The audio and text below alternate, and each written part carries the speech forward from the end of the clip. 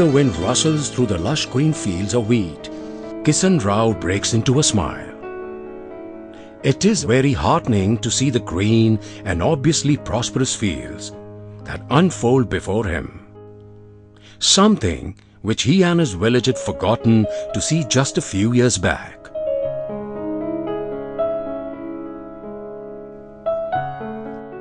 Further away in his village, Babu Nagar Goje of the Watershed Organisation Trust finishes his final meeting with the village watershed committee of Pangra, a small village in Maharashtra. The watershed project has come to a successful end. 5 years have flown away so quickly.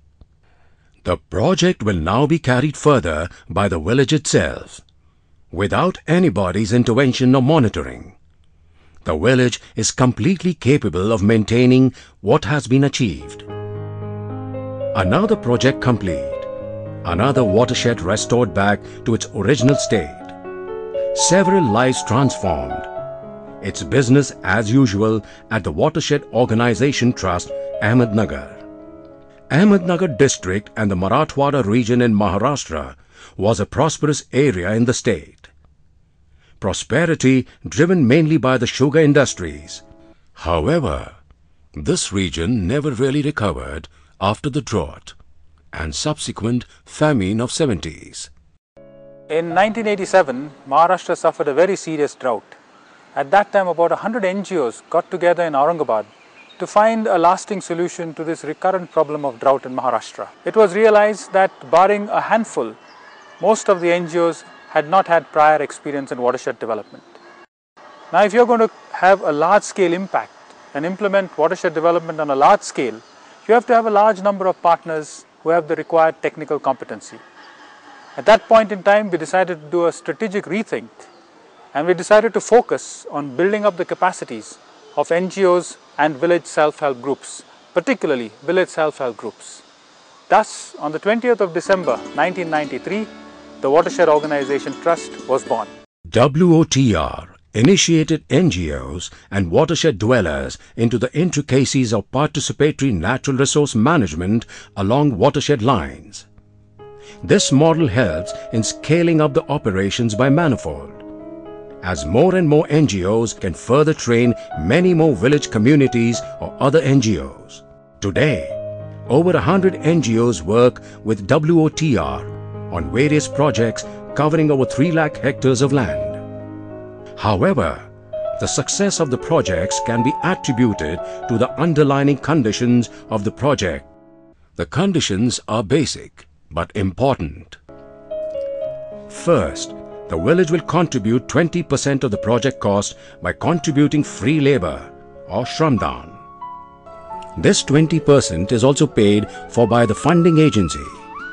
However, this amount goes to the account of the village watershed committee.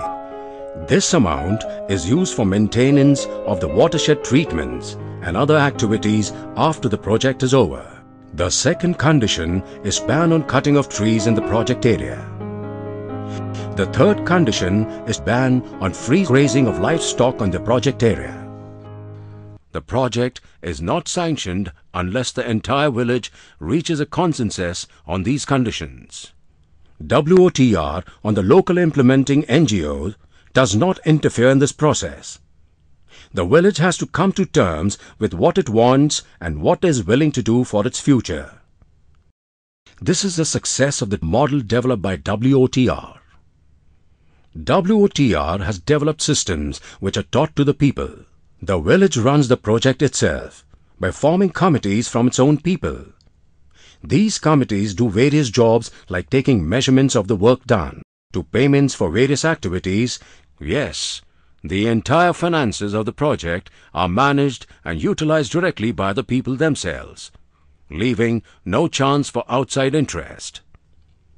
The most important step in this case is the public display of the status of the project. This transparency and sense of ownership helps the project to sustain itself long after the actual duration of the project is over. A watershed development project gives the local people immediate job opportunity at very remunerative rates. thus taking away their necessity to migrate in search of labor. The farming activity increases several-fold as a result of availability of water. Thus, now sets in the restoration of continuous source of income arising out of the farming activity, both to the landowners as well as the landless. Over the past decade, WOTR has successfully treated over 3 lakh hectares of land spanning over 259 villages, covering 22 districts of Maharashtra. An experiment which has transformed the lives of over 3,50,000 poor people directly. Any development project will never be complete just by bringing in livelihood opportunities. The model created by WOTR lays emphasis on this very fact. Women and children are very vulnerable components of our society. WOTR took a decision of paying equal wages to both men as well as women, and women received their wages in their own hands. This was unheard of then, since the husband and wife working on such projects were paid at different rates and the joint wages were paid to the husband. The third step was to organize these women in different self-help groups and provide microcredit to them. Today, WOTR has organized the microfinance operations under a separate entity called as Sampada Trust. Sampada Trust now operates in 637 villages of 18 districts in Maharashtra, bringing support and hope to thousands of disadvantaged women. Today, there are over 3,000 savings and credit groups promoted, having over 42,000 women members, with a total savings of 37 million rupees. The total loans disbursed under the microfinance schemes are 98 million rupees. The loan repayment has been almost 100%, with practically no non-performing assets. Microfinance offers a viable solution to disadvantaged poor people, especially from rural India, by bringing credit and hope to where formal banking channels cannot reach. Sampada Trust now proposes to take microfinance to 120 more villages. The focus groups would not only be rural women, but also deserving unemployed rural youth. It is not enough to merely give loans which banks and financial institutions are clamoring to give. But it is necessary to train the recipients about basics of enterprise. Today we find a whole range of business activities from bangle making, poultry, shoe shops, flour mills, detergent making to full-fledged fertilizer and seeds showrooms. A whole new sky of opportunities have opened up for these women. Women's self-help groups have shown remarkable success since women do not just come together for a business activity, but the group becomes a support system for them. Over the past few years, many states in India, and alarmingly even a state like Maharashtra, has been witnessing death of children due to malnutrition. Well, it's nothing new to hear regularly and so frequently the situation of malnutrition that we have in our countries. As a response, the government has set up the whole ICDS, the Anganwadi system, as a way in which they can help reduce child malnutrition. But the question is, can these Anganwadi workers really have a stake in the lives of these children? When we looked at the situation, we found that we have an organizational setup that is functioning very well. That is the women's self-help groups and their Sayukt Mahila Samiti, the apex body.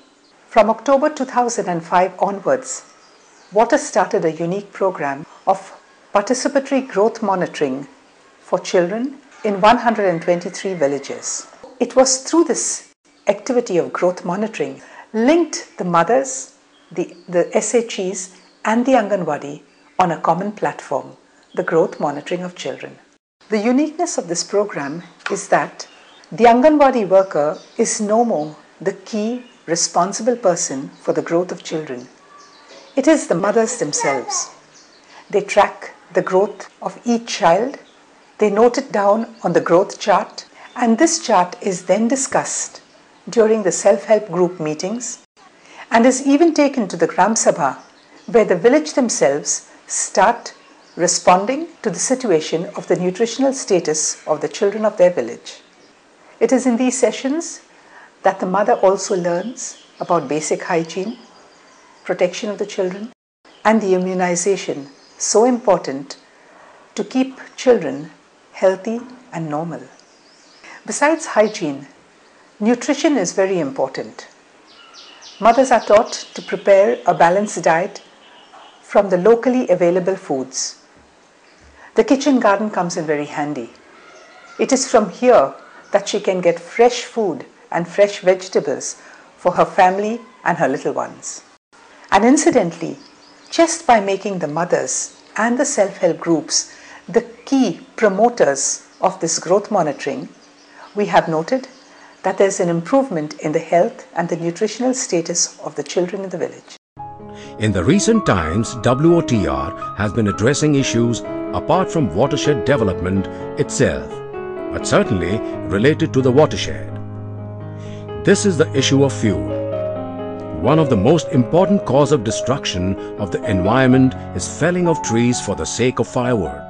Village communities depend on environment for their needs of food, fodder and fuel. So far as food and fodder are concerned, they can be managed from their farms. So when it comes to fuel, they have to depend on the trees and shrubs which grow in the vicinity, mostly on village common lands as well as in the forests. There is also the question of electricity supply being erratic or non-existent. This reduces the productive time of the villagers, particularly after sunset, not to speak about the health hazard which is posed by the burning of kerosene lamps in the households. WOTR proposes to intervene both at household and community levels. At the household levels, setting up of biogas plants linked to toilets, as well as solar lamps to provide light during the nights, have been taken up. The results are amazing. Women are spared of the drudgery of trudging miles in search of firewood, and children can actually study in the evenings too. Imagine villages which have never seen an electric bulb and for whom the day ends at sunset. The joy which the tiny solar lamp brings is worth all the efforts. And yes, it is both cost-effective and environment-friendly. Over the years, WOTR has been able to rationalize the processes for various developmental projects.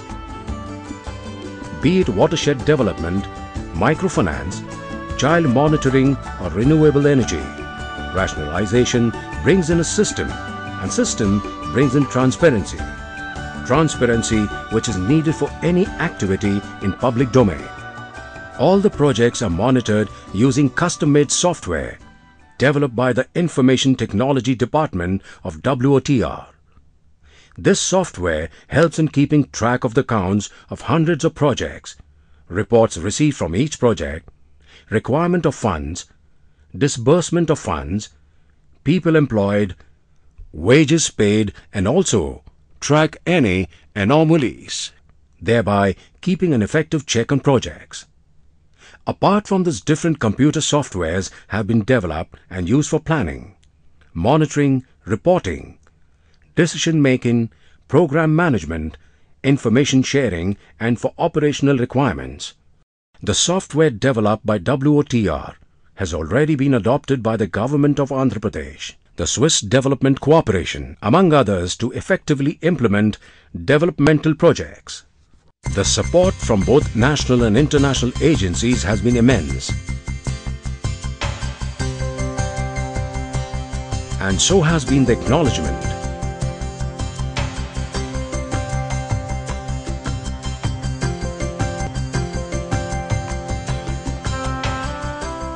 But a lot more needs to be done. There are many village communities like Pangra who need to take charge of their lives and destiny. We are there merely to support.